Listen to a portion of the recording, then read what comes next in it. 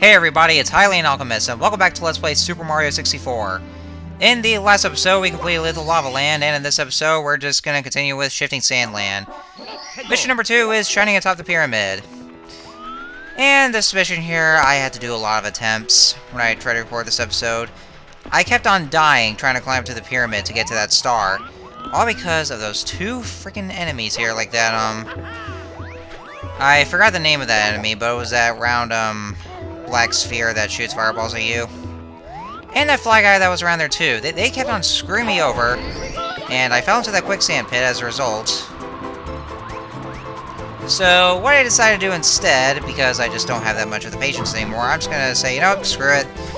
I'm just gonna fly right over there and just, you know, just not play by the rules at all.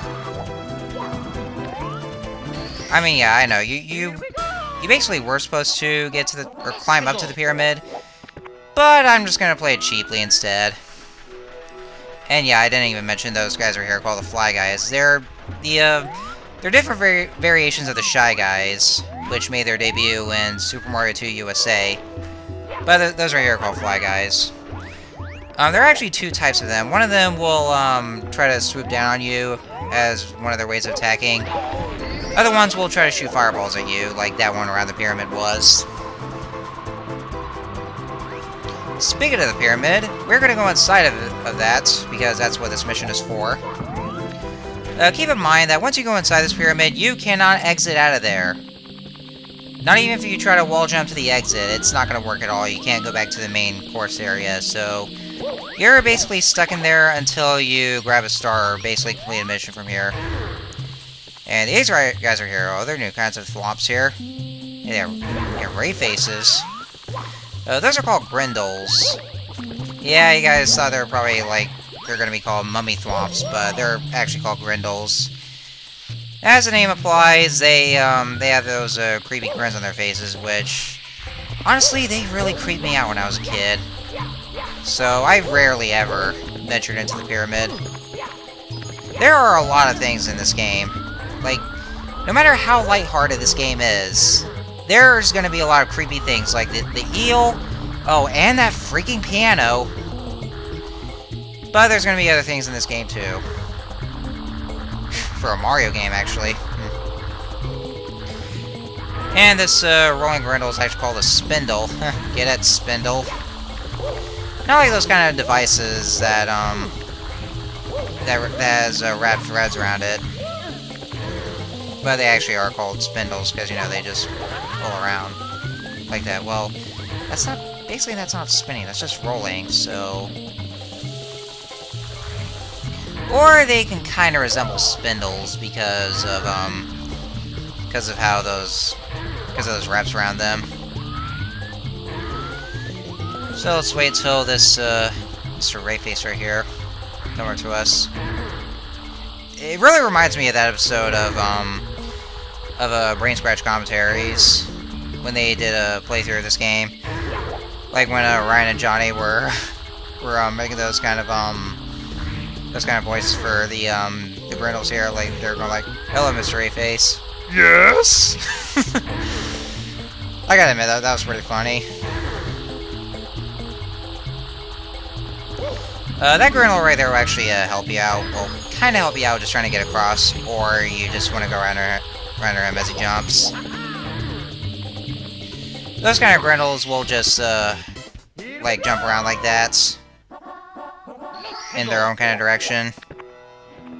Some of those will, one of them, well, actually there's only one of them that will be, kind of similar to a Thwomp.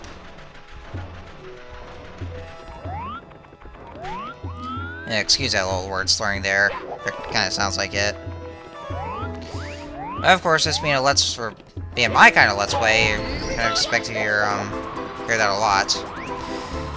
This mission is stand tall on the 4 pillars, and it is very simple as that. Just fly over through those pillars and just stand on top of them.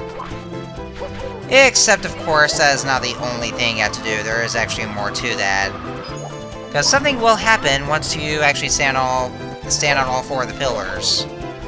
And we will see what it is.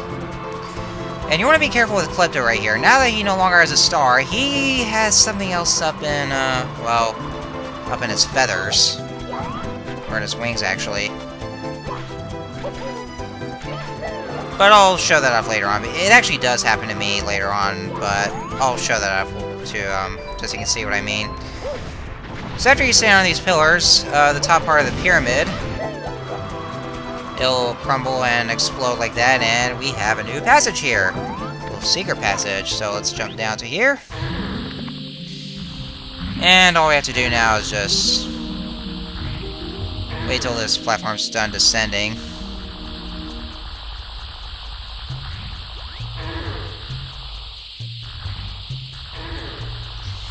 And after that's done, so all I have to do is go right inside here. Huh. It's a strange place right here. There's nothing here, so I guess we can just... Oh, what the... What is this? Well, me, obviously. Oh. Ancient ones, eh? Battle hand to hand. Oh, okay, well...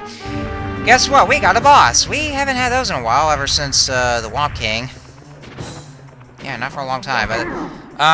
this is iRock.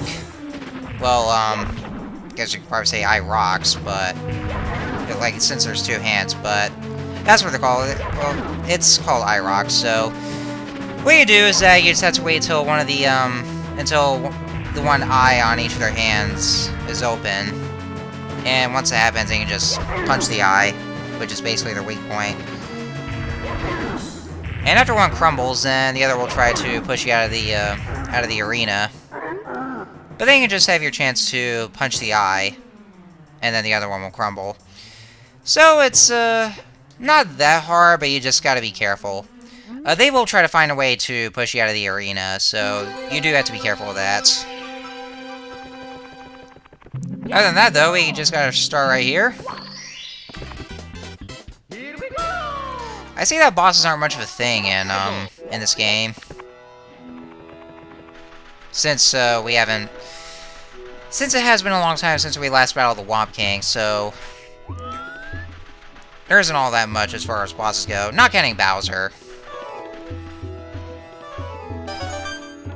Also, I forgot to mention the one thing, though. I actually recorded this game footage for 30 minutes. It's unbelievable, I know, but I actually did record this for 30 minutes long. And it's actually mainly because, well, I actually did try to finish this level up, and, well, yeah, I actually did. But then on the very last mission, the last mission can be a little long, if you have to be careful. But I also had to do the 100 coin mission as well, which kind of slows the game down a lot when collecting those 100 coins. And it's also because I was called to do some things. Well, only once though, which kind of took a while. So that's also one of the reasons why that that the video was 30 minutes long, or just video footage that I recorded for this game, or for this episode actually. And because of that, when I moved that video footage to a file on that program I was using to record this game with my capture device, it took like hours for it to be for the video file to be finished. Like I would say about 3 or 4 hours. Yeah, I'm not lying right here. 3 or 4 hours for the video footage to get done because of the amount of time that was recorded. It's crazy, I know. But because of all the stuff that I cut out and edited all together, then now it's just 16 minutes long. Alright, here's what I mean when you have to be really careful with Klepto here. What he does is that once he swoops down on you, yep, that's right, he actually steals your hat. And you remember what the Toad said about how it's possible that Mario could lose his hat? Well, there's one of the ways here. There are a few ways in which Mario could lose his hat, and that is surely one of them. Now, don't panic about it, though. Even if you do lose your hat, you can still get it back. And Klepto will still be flying around with your hat, so... yeah, all you have to do is that you just have to hit him right here, and I kept on, screwing up right here, but... all you have to do is just jump on Klepto here, and he will, And that'll freak him out, and then that'll cause him to drop the hat. And that'll be your chance to get it back. Which is what I'll be doing here. See? There we go. So there's really nothing to worry about. There are other... Like I said, there are still other ways for Mario to lose his hat, which I will show off once we get to the later courses. Now, like the Toad said, if you probably remember, just because Mario loses his hat, which is kind of a simple thing, it does not mean that anything won't change. Like, nothing changes at all. Because what happens is that Mario's defense will be lowered.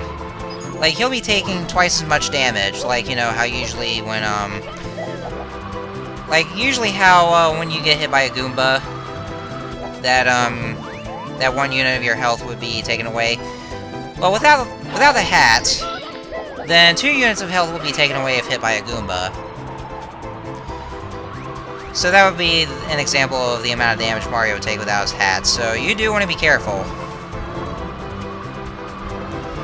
It gets even worse in Sunshine when, like Mario still does lose his hat in Sunshine, but it gets even worse there because of how hot the outdoors is, like because of the heat of the sun.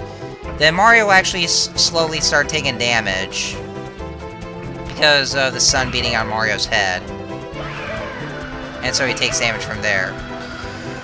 Which is kind of weird though, because we're in a desert, and deserts are usually usually have dry heat. They're very hot. But yeah, Mario still doesn't slowly lose any health just by standing there without his hat. It's kind of weird, though.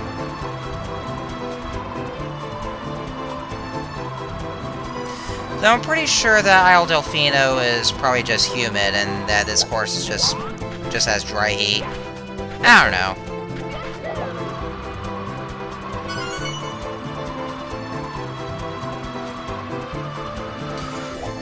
Another thing I want to say about this course is that, like, here's another thing that I really don't like about this course, and, well, I know I said that I wasn't that much of a fan of deserts, honestly. I guess it's because of just how dull they are. But that's just me. But one thing I really don't like about Shifting Sandland is the quicksand pits, actually. You need to be extra careful about the quicksand pits, because once Mario falls into them, then he will instantly sink down to the quicksand, and that is instant death. So yeah, be careful about that there.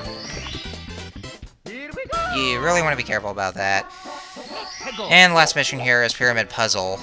And this is where I'll be collecting the 100 coins. I didn't actually demonstrate how you can actually kill a Pokey, which I'll show off. It's pretty easy, actually. Just kick his parts here.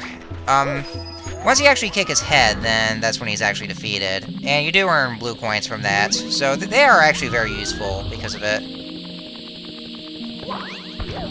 Oh, and just by going to the sand here inside this pyramid, Mario will actually just slowly start sinking in. Like, he won't actually die, but... well, just instantly die, but he still does just by slowly sinking in, and then that's when you lose a life after those amount of seconds.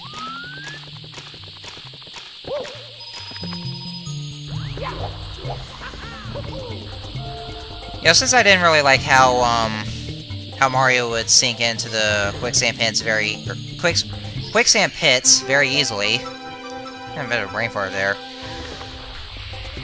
Then he would just instantly die. Because some other games I know didn't necessarily have that. Well, I think in games like in Banjo-Kazooie, where just by getting to the quicksand you just take damage, but just not really get instantly killed. And I know pretty humorously in Banjo-Tooie when those quicksand pits in Mayhem Temple, like when Banjo goes into those pits, then something actually chomps at his feet, and then he starts flying out of the pit, and then that green monster that you see sometimes will come out, and then you just blast at him. It's actually pretty funny like that. It really is. Well, probably because of how humorous it could be. I guess that's one thing. And also in